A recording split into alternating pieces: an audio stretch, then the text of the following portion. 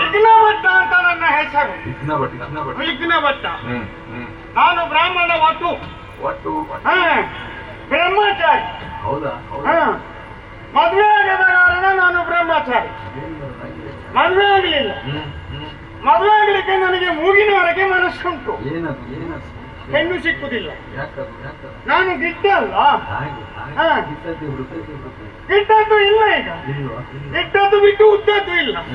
ಈ ಬ್ರಾಹ್ಮಣರಲ್ಲಿ ಹೆಣ್ಣು ಮಕ್ಕಳು ಕಡಿಮೆ ಅಲ್ಲ. ಹಾಗಾಗಿ ಈ ಬ್ರಾಹ್ಮಣ ಮಾನಿಗಳಿಗೆ ಹೆಣ್ಣೆ ಸಿಕ್ಕುದಿಲ್ಲ. ಹಾಗಾಗಿ ನನಗೆ ಮದುವೆ ಆಗಲಿಲ್ಲ. ಅಪ್ಪನಲ್ಲಿ ಹೇಳಿದೆ ಮದುವೆ ನೋಡಿ, ನನ್ನ ಮುಖ ನೋಡಿ, ಹೇಗೆ ನನಗೆ ಮದುವೆ ವಯಸ್ಸಾಗಲಿಲ್ಲ. ವಯಸ್ಸಾಗಿದೆ, ಆದ್ರೆ ಹೆಣ್ಣು ಸಿಗದ ಕಾರಣ ಅಪ್ಪ ಬಹಳ ಹೆಣ್ಣುಗಳನ್ನು ನೋಡಿದ್ರಂತೆ. ನಿನಗೆ ಒಪ್ಪುವ ಹುಡುಗಿಯೇ ಇಲ್ಲ ಮಗ, ಹಾಗಾಗಿ ನಿನ್ನ ಮದುವೆ ವಿಷಯ ನಾಳೆಗೆ ಮುಂದೂಡಿದ್ದಾರೆ ನನ್ನ ಅಪ್ಪ. ಹಾಗಾಗಿ ನನಗೆ ಮದುವೆ ನಾಳೆ ಅಂತ ಆಗಿದೆ. ಮತ್ತೆ ನಮ್ಮನ್ನೆಲ್ಲ ಕಂಡವರೆಲ್ಲ ಗೇಲಿ ಮಾಡುದು ಮಾರ. ನಾವು ಶರೀರದಲ್ಲಿ ಗಿಡ್ಡ ಅಲ್ಲ. ಈ ಗಿಡ್ಡ ಇರುವವರು ಬುದ್ಧಿವಂತರಲ್ಲ, ಅವ್ರಿಗೆ ಏನು ಗೊತ್ತಿಲ್ಲ ಅಂತ ಕಂಡವರೆಲ್ಲ ಈ ಇಷ್ಟಾಗಲ್ಲ ಎದೆ ಉಂಟಲ್ಲ, ಇಷ್ಟಿಷ್ಟು ದೊಡ್ಡ ರಚನೆ ಉಂಟಲ್ಲ, ಸ್ವಲ್ಪ ಬೇಕಾದಷ್ಟು ಹಣ ಉಂಟಲ್ಲ, ಮತ್ತೆ ಶರೀರದಲ್ಲಿ ಉದ್ದ ಇದ್ದಾರಲ್ಲ, ಇವರು ಗ್ರಹಿಸುವುದು ನಾವೇ ದೊಡ್ಡ ಬುದ್ಧಿವಂತರು, ಇವರು ಗಿಡ್ಡ ಇರುವವರು ಏನು ಸುಖ ಇಲ್ಲ ಅಂತ ತಾತ್ಸಾರ ಮಾಡುವುದು.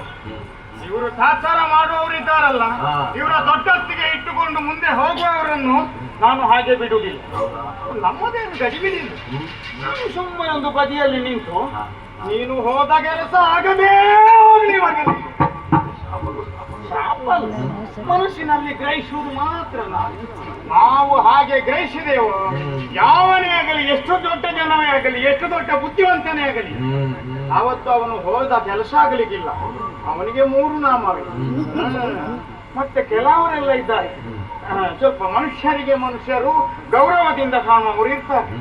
ಗಿಡ್ಡಾಗಲಿ ಉದ್ದಾಗಲಿ ಏನೇ ಆಗಲಿ, ಈಗ ಮನುಷ್ಯನನ್ನು ದೇಹದಿಂದ ಅಳೆಯುವುದ? ಅವನ ಒಳಗೆ ಏನುಂಟು, ಎಷ್ಟುಂಟು, ಸತ್ವ, ವ್ಯಕ್ತಿತ್ವ ಏನು, ಇದನ್ನು ಅಳೆದು ಅವನಿಗೆ ಗೌರವ ಕೊಡಬೇಕು. ಕೆಲವರಿಗೆಲ್ಲ ಗೊತ್ತುಂಟು, ಈ ವಿದ್ಯಾವಂತರಿಗೆ ಅದು ಗೊತ್ತುಂಟು, ಇವನಲ್ಲಿ ಏನು ಉಂಟು ಪ್ರತಿಭೆ ಅಂತ. ಅಂತವರೆಲ್ಲ ನನ್ನನ್ನು ಕಂಡ ಕೂಡಲೇ ವಿಘ್ನ ಭಟ್ರೆ ನಮಸ್ಕಾರ, ಮೊದಲು ನನಗೆ ನಮಸ್ಕಾರ ಸಲ್ಲಿಸ್ತ. ಹಾಗೆ ನಮಸ್ಕಾರ ಕೊಟ್ಟವರಿಗೆ ನಾನು ನಿನ್ನನ್ನು ದೇವರು ಒಳ್ಳೇದು ಮಾಡ್ಲಿಯಪ್ಪ ಅಂತ ಹೇಳ್ತೇನೆ.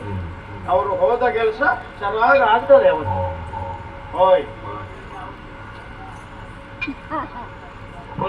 ದೂರದಲ್ಲಿ ಕಾಣ್ತದ, ಬಹಳ ದೊಡ್ಡ ಜನ ಇರ್ಬೇಕಪ್ಪ. ಏನೋ ಕೈಯಲ್ಲಿ ಹಿಡ್ಕೊಂಡು ಈ ಕಡೆಗೆ ಬರ್ತಾ ಇದ್ದಾನೆ. ಈ ದೊಡ್ಡವರಿಗೆ ನಮ್ಮ ಬಡವರನ್ನೆಲ್ಲ ಕಂಡ್ರೆ ಸಾಕ್ತಾರ. ಯಾಕೆ ಅವರು ದೊಡ್ಡವರಲ್ಲ, ಅವರಲ್ಲಿ ದೊಡ್ಡಸ್ತಿಕೆ ಉಂಟಲ್ಲ. ಹಾಗಾಗಿ ದೊಡ್ಡವರು ಬರುವಾಗ ನಾವು ಬಡವರೆಲ್ಲ ಸ್ವಲ್ಪ ದಾರಿಯಲ್ಲಿ ಬದಿಗೆ ಸರಿದು ಒಳ್ಳೆ. ಅವರ ದೊಡ್ಡಸ್ತಿಗೆ ನಾವು ಬಡವರ ಅಡ್ಡಿ ಆಗುದು ಬೇಡ ಅಲ್ವ. ಅವರ ದೊಡ್ಡಸ್ತಿಗೆ ಹಿಡ್ಕೊಂಡು ಅವರಷ್ಟಕ್ಕೆ ಹೋಗಲಿ, ನಾವು ಸುಮ್ಮನೆ ಒಂದು ಬದಿಯಲ್ಲಿ ನಿಂತು ಬಿಡುವ ಅಲ್ವಾ.